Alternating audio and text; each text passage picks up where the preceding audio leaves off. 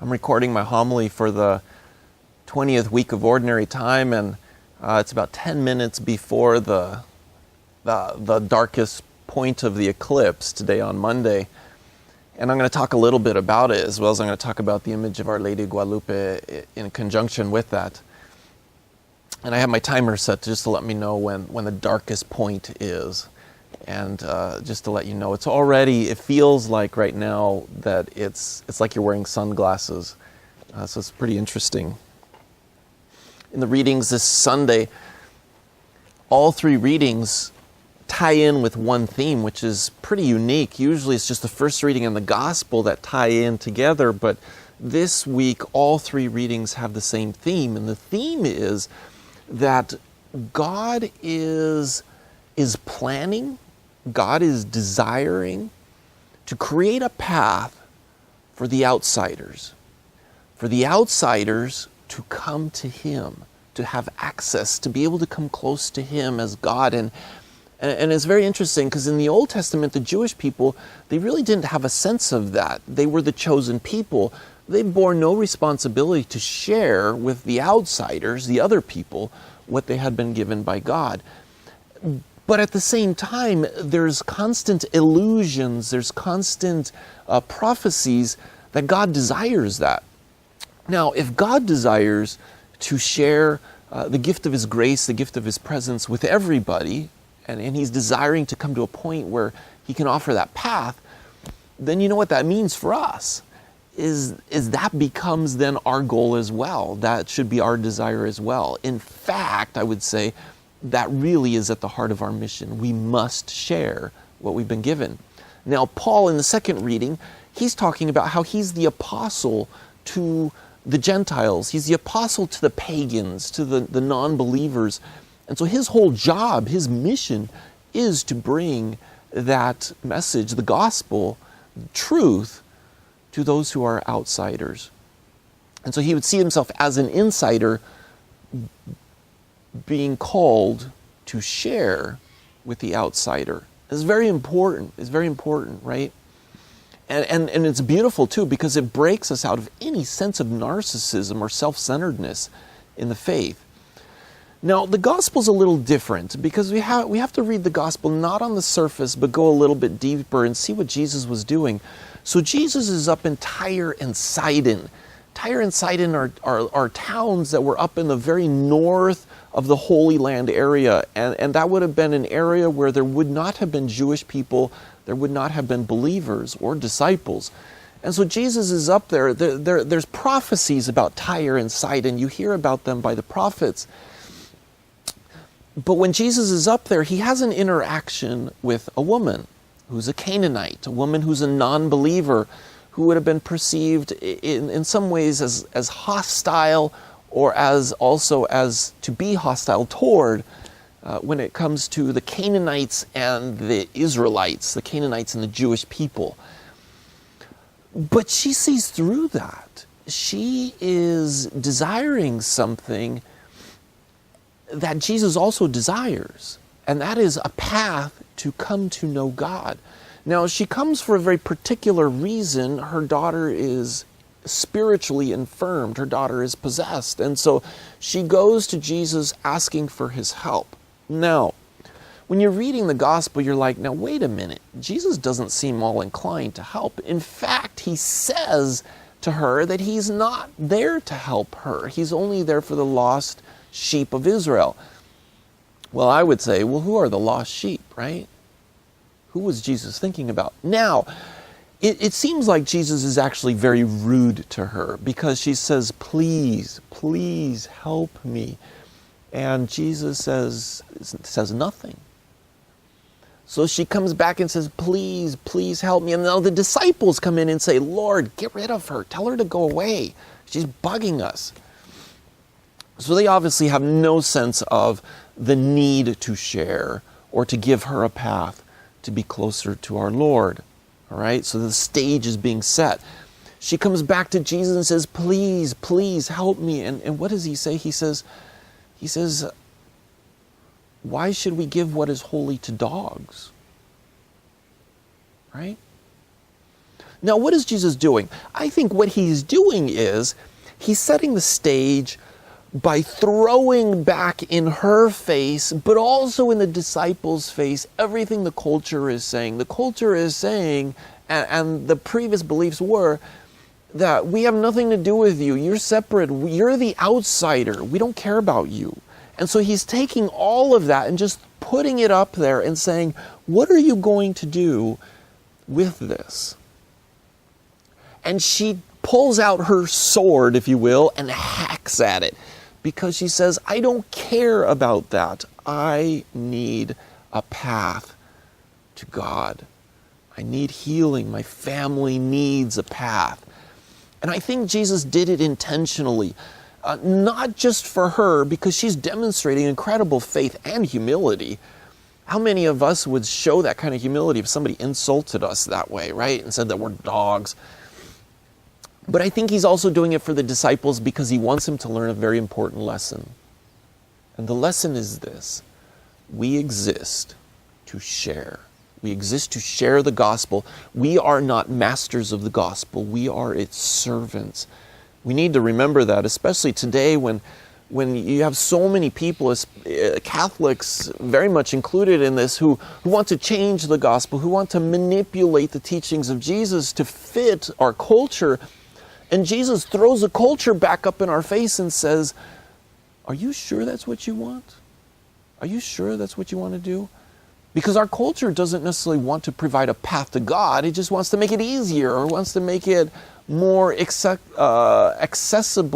but not really to follow the gospel, to follow the culture. And so when the gospel is contrary to the culture, it wants to change the gospel. And Jesus is like, are you sure you want to do that? And so she comes in and says, no, I don't want the culture. I don't want the culture. I want God. Now the disciples are learning a very valuable lesson because they were embracing the culture. And now they realize, that's not what Jesus desires. In fact, I would dare say that it is at the core of our mission. It is at the core of our mission. And Jesus is going to come to the disciples and say, go and spread the gospel to the ends of the earth and baptize them in the name of the Father and the Son and the Holy Spirit. Help them to become disciples. One of the things that's implied in this also, in not just our necessity to share what we have, but it's the fact that as insiders, there's a temptation for us to look at the outsider, the sinner, the wounded person, the person who just doesn't fit, the person who's maybe rebellious, and to look at them and to look down on them and say, you know what? I don't bear any responsibility to them. I don't need to share what I have. You know, it's their fault. They made the mistakes. And so we must resist, because then we're operating in pride. And pride is very different. Pride is rooted in fear, and which is rooted in hatred, which is rooted in fear. And what we want is love. And so the desire to share what we have means there's a love, and means there's a love for an outsider, because we often don't have that. We need that. Oh, there's the alarm. So I guess we're at the darkest point, which is still, the sun is still out, right? Which, it's amazing how the sun still shines, where the Son of God still shines even when there is something blocking it. Okay.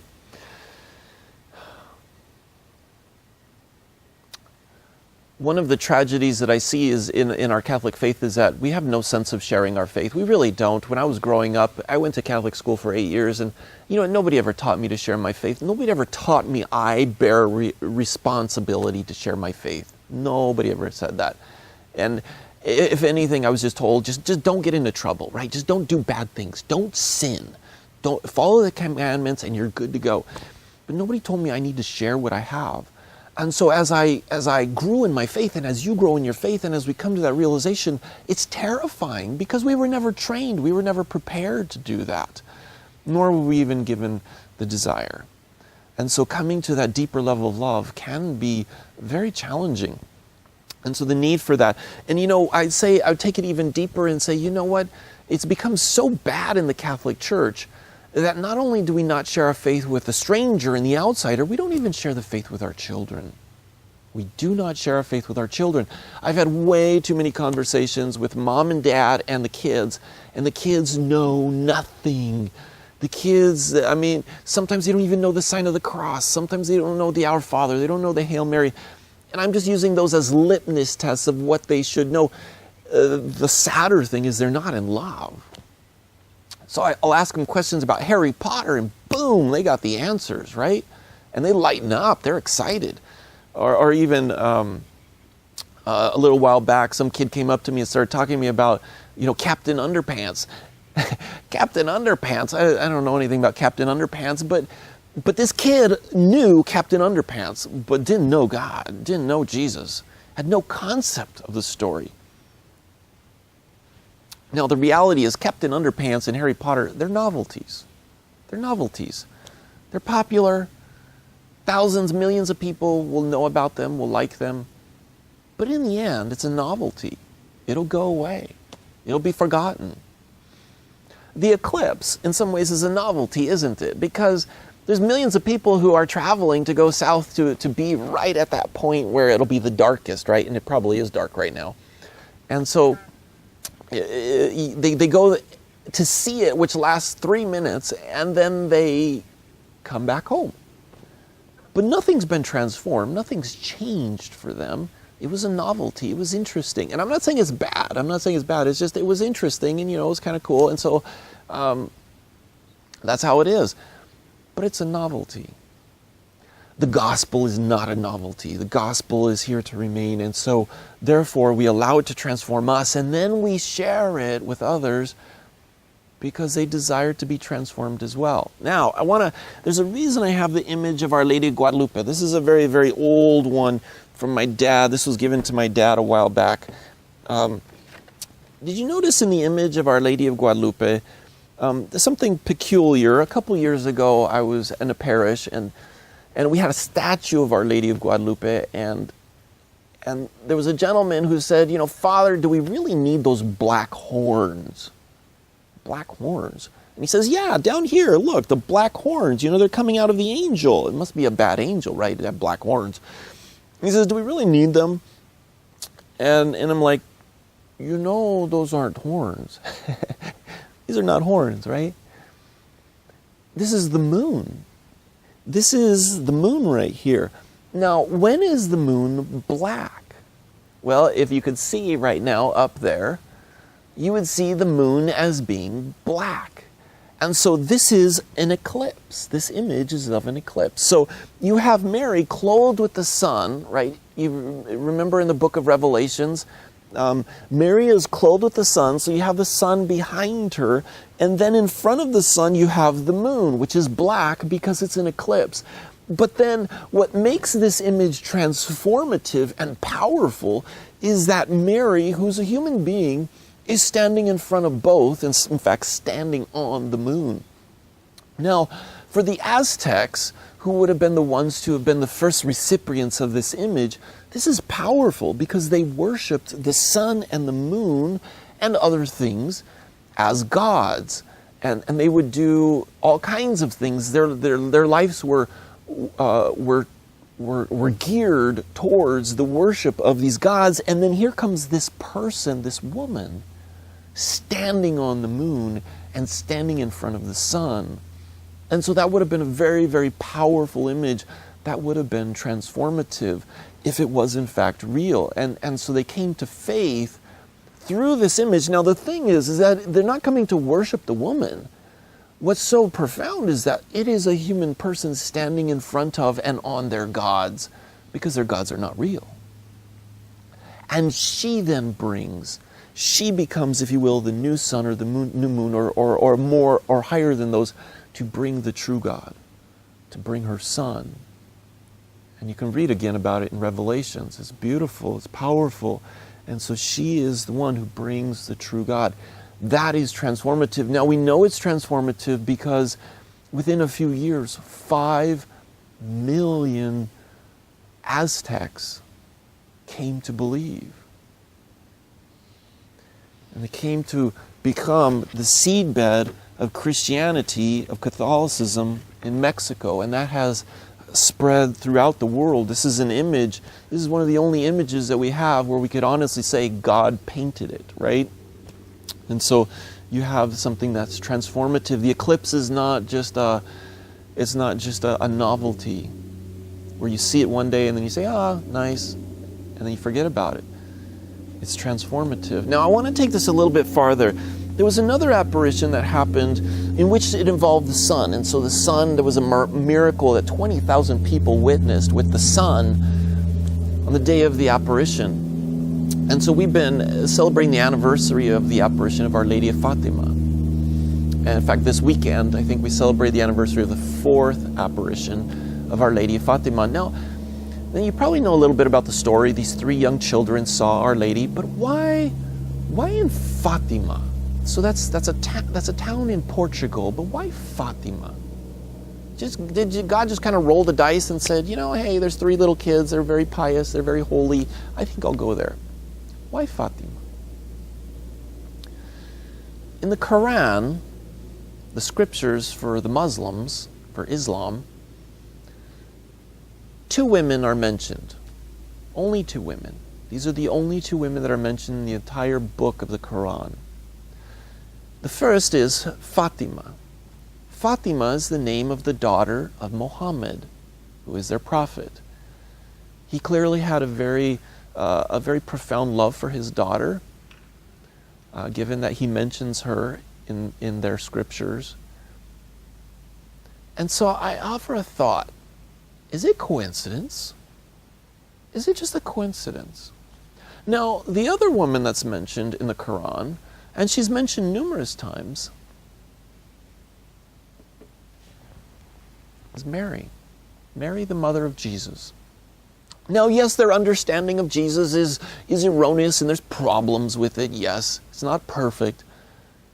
But the only 2 women are mentioned are Fatima and Mary. And so God chooses to have an apparition in Fatima of Mary. Is he providing a path? Is he providing a path like he did for the Aztecs and for then the world? Is he providing an avenue that's so subtle that we never even realized it, we never even thought about it? And maybe because we didn't love the outsider, the 1 billion of them, our Muslim brothers and sisters, who are outsiders in a sense of, in terms of our faith and coming to recognize Jesus as their Savior, and recognize the Catholic Church. But did God plan a path there? And that if our hearts are open, we can become helpers, we can become sharers of that path, we can point to the path and say, there's something powerful here. There's something that God has desired to share with you. And just to share that in love. And then to allow God's grace to work. Because we can't force it, right? But we can help.